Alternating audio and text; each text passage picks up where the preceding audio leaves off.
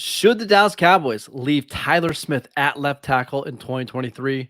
All that and more in this episode of the Locked On Cowboys podcast. You are Locked On Cowboys, your Locked daily Dallas Cowboys podcast. Part of the Locked On Podcast Network, your team every day. Locked on Cowboys.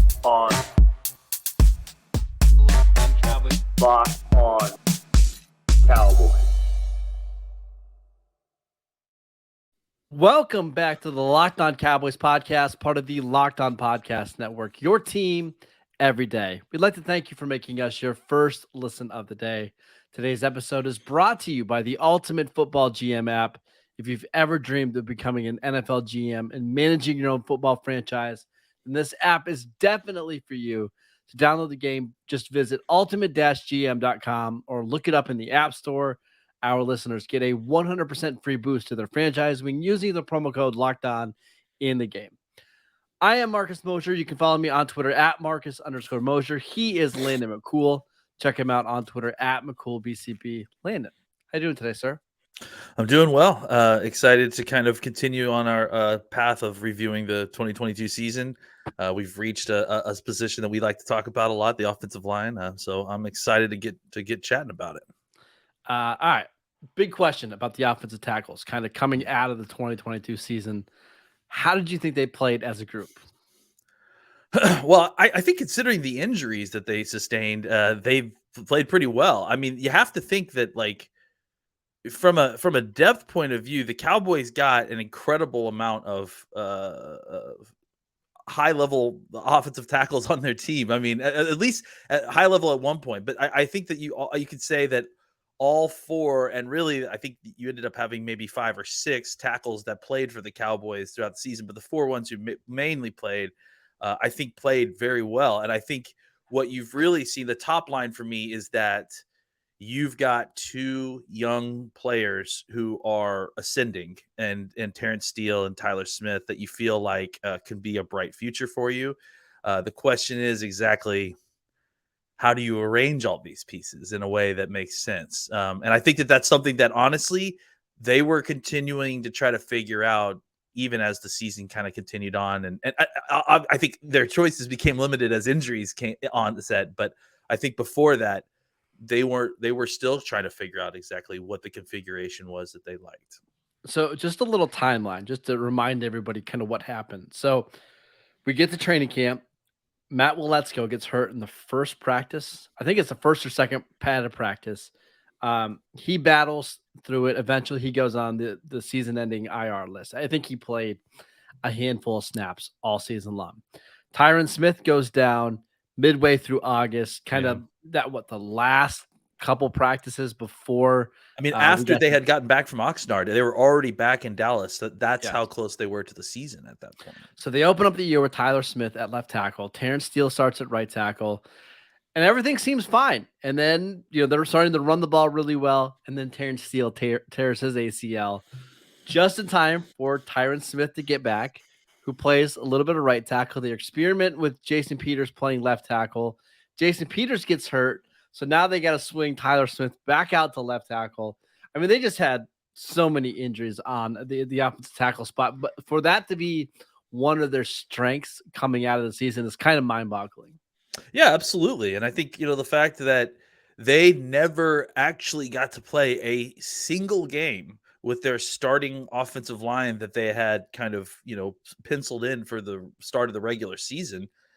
I mean, it's a testament to the resiliency of the group. And look, I understand we got rid of Philbin and there was some conflicts there. But I have to give a little bit of hat tip to him, because, I mean, to kind of shuffle all those different combinations of offensive line and still have something resembling close to a successful offensive line at different points in the season was a real tribute to the players, obviously, but also to Philbin and Blesko and the job that they did. We're going to talk about all these offensive tackles. The big one, though, to me is Tyler Smith.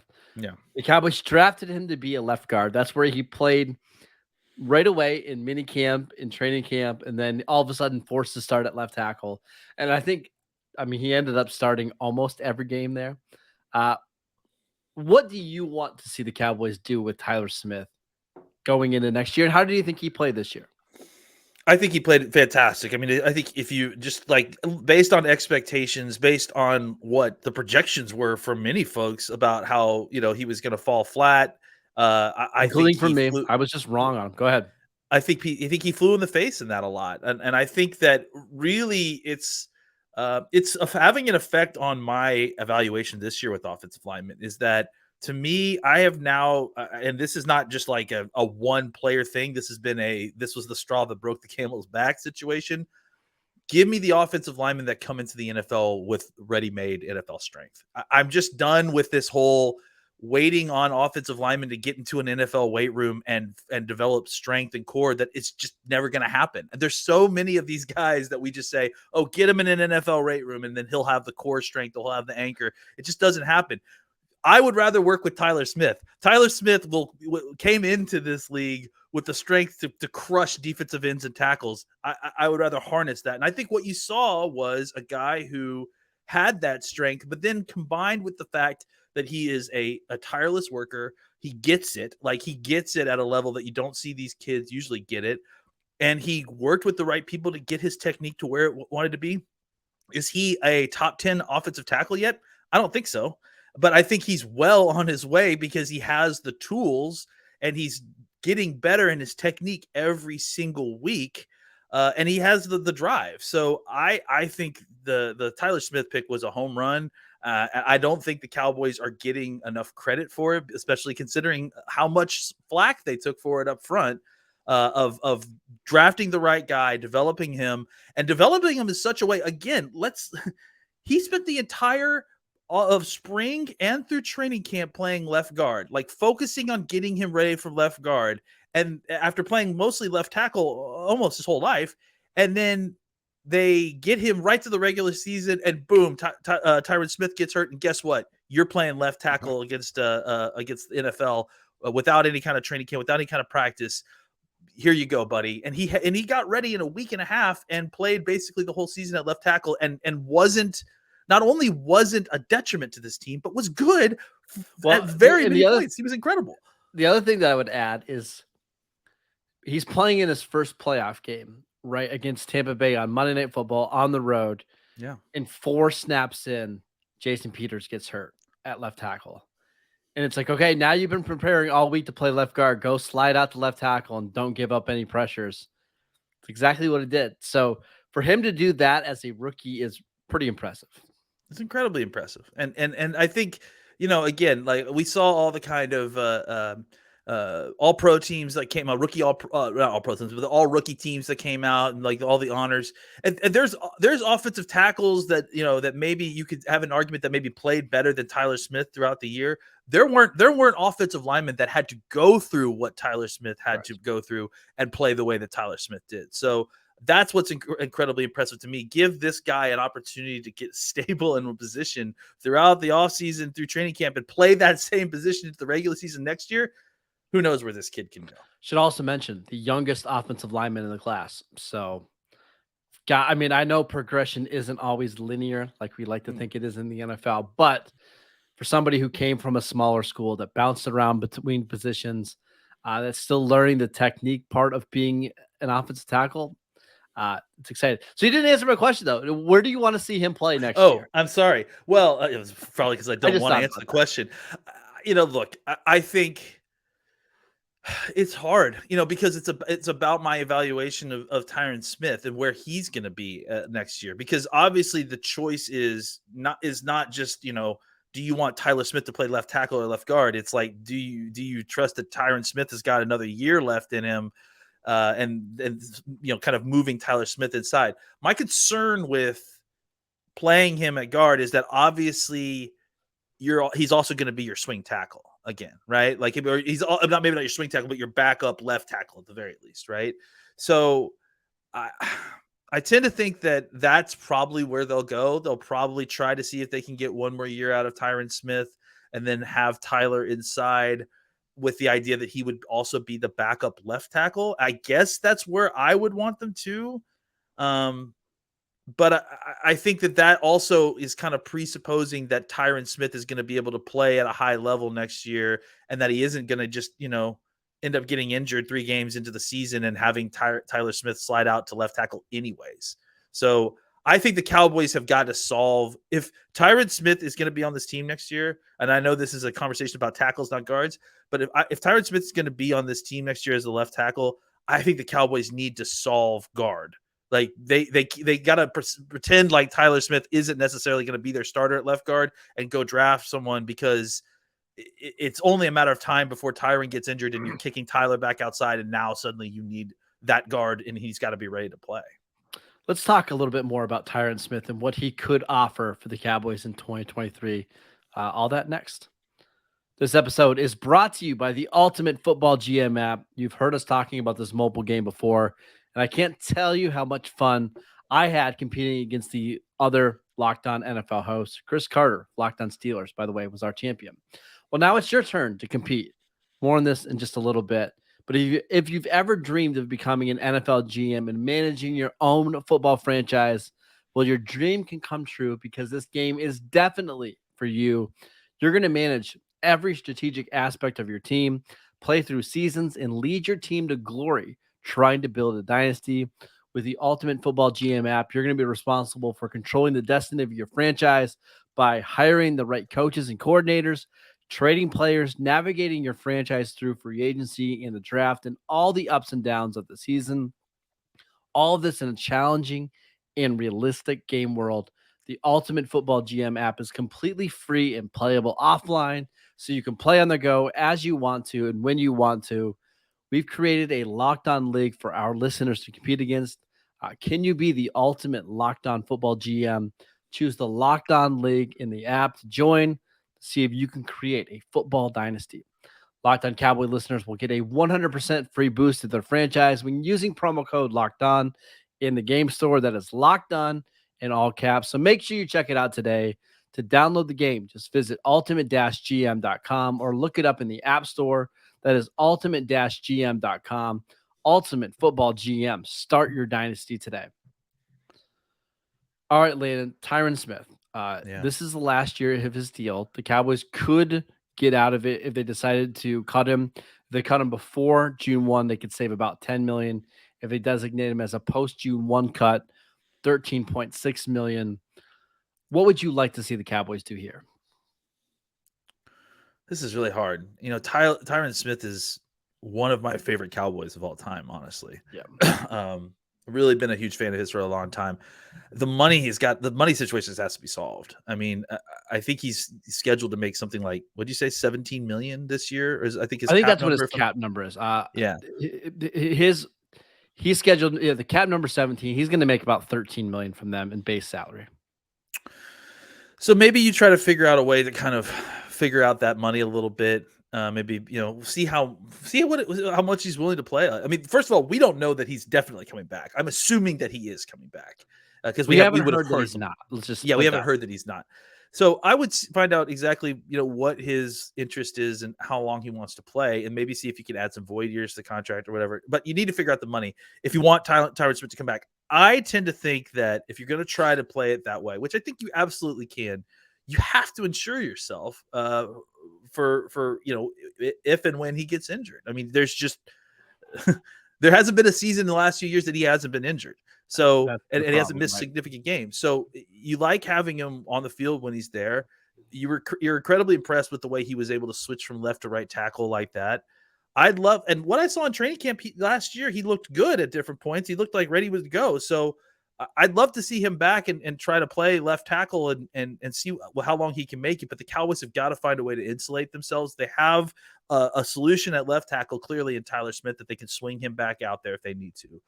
But I also think that, the Cowboys have got to find something at guard in order to kind of make sure that when that happens, you're not just, okay, well, we're now shorthanded a little bit. You need to have a starter level guard ready to go when Tyler Smith kicks out to left tackle, when Tyron Smith gets hurt. Yeah. Couple things. First of all, I don't see Tyron Smith coming back as a swing tackle. Like I don't see him doing that. And I don't see the Cowboys wanting to bring him back as a swing tackle. Like if he decides to come back, I think it's going to be as a left tackle only. Do you think that's fair? Yes, I agree that. Yeah.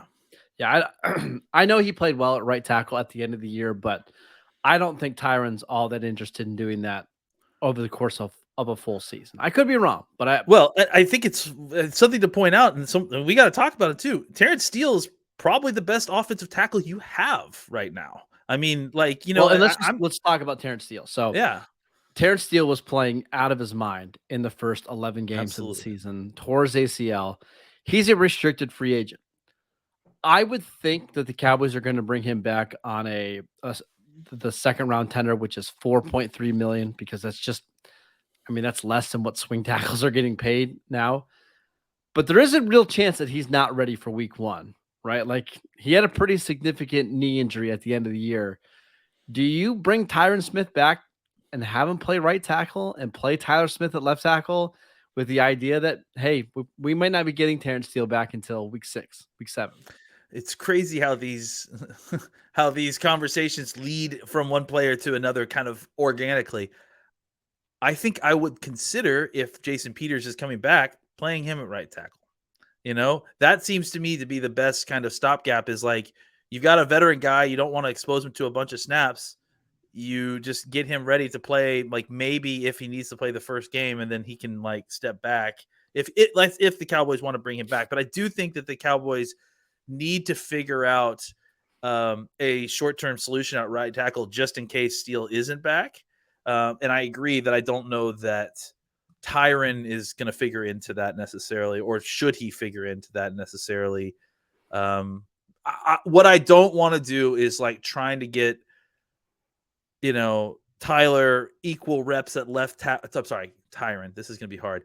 I don't want to get Tyron Smith, the veteran, equal snaps at left tackle and right tackle during training camp in order to try to get him ready for playing like 1 week of right tackle when No, he's going to be I want him focusing on one position and knowing that that's going to be where he plays. I just want Tyler and Tyron to stay on the left side, And so the solution at right side needs to either be bringing Peters back, getting him ready in case that you can't have Steele, see what Luetzko can do when he comes back, see where he's at, see if Ball can develop. I thought Ball, played better football. Like, I think we've seen improvement from Ball. And we're going to talk about him in just a second. Don't worry. But I think that you need to look at some of these other options at right tackle to get ready for Steele. But to me, obviously you're bringing back Terrence Steele. I wouldn't be against a higher tender than that, to be honest. If they, I just don't see somebody giving him a big contract coming off a torn ACL. That may be true. The torn ACL may have saved you a little bit there. So, and if you give him a second round tender and somebody wants to pay him and you get a second round pick back, it just makes your decision a lot easier with Tyron. So that's why I wouldn't worry about that one.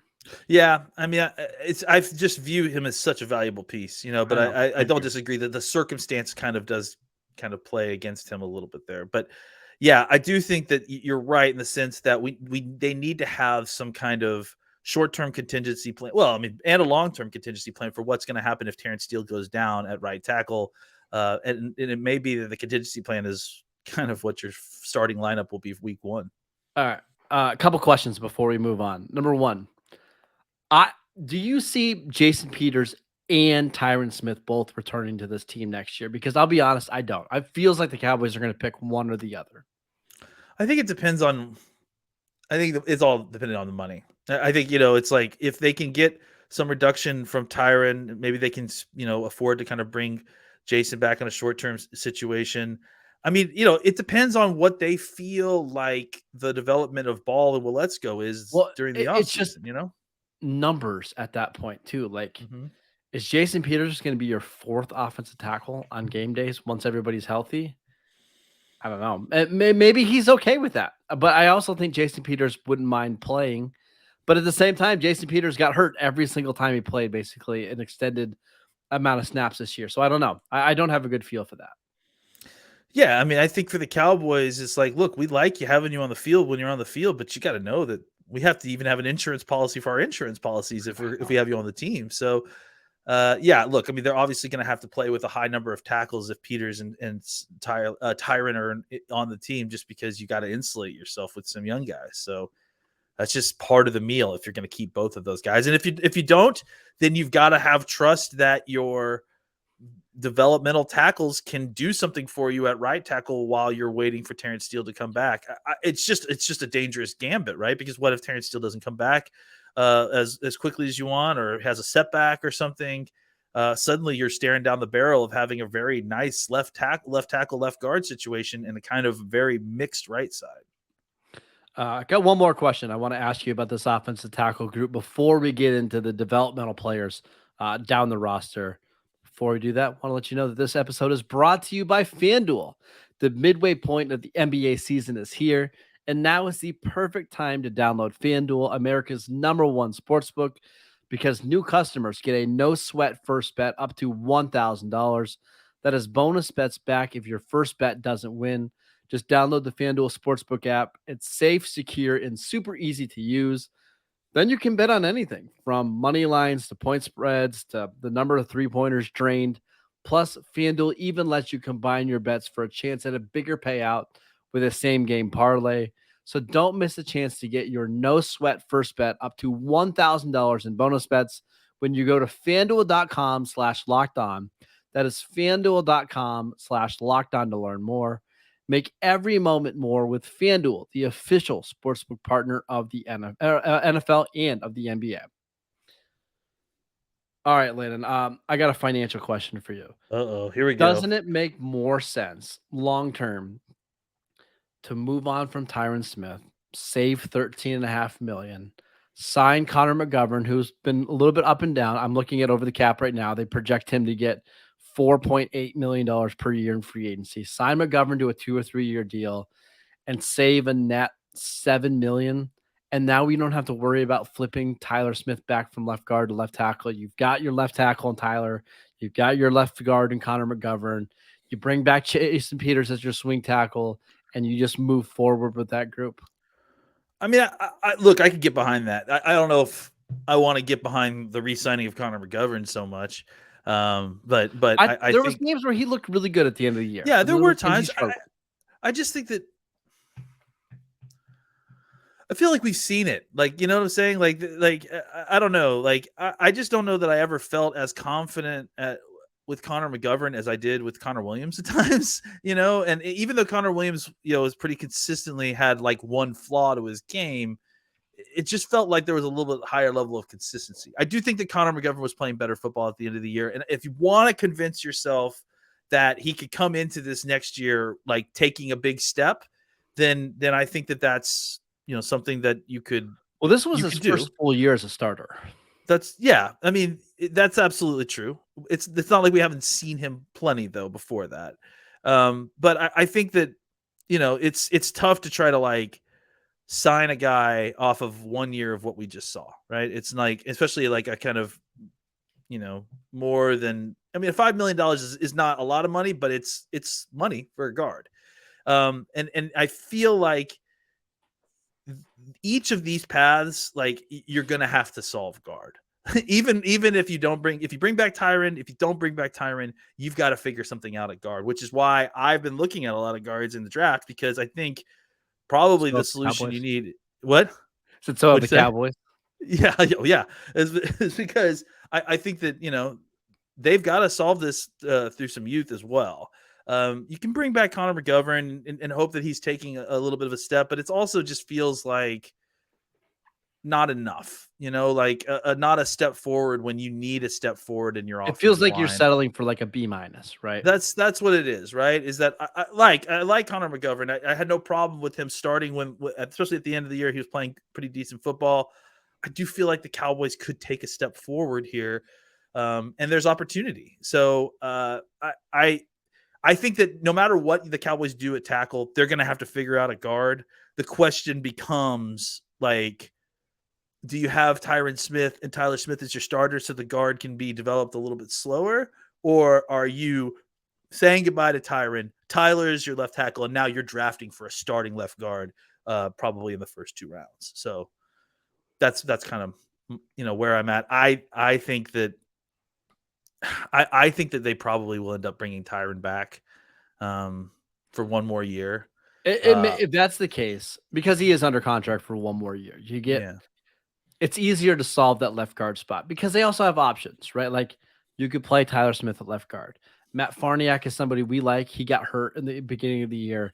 If you needed him to get through, a 5-6 game stretch, I'm sure you could do that. He actually started a bunch of games this year when Connor Montgomery got hurt. So I I agree with you. I think that's the plan. It's just something to think about because you could save 7 million, and that might be enough to bring Tony Pollard back, right? Just by making that one move or bringing Leighton Vander Esch back. So, uh, let's talk about the two developmental guys really quickly before we head Yeah. out.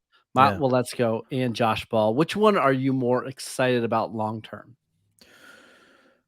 I think let's go more long term because I do think let's go can potentially. I mean, look, you want to talk about best situation.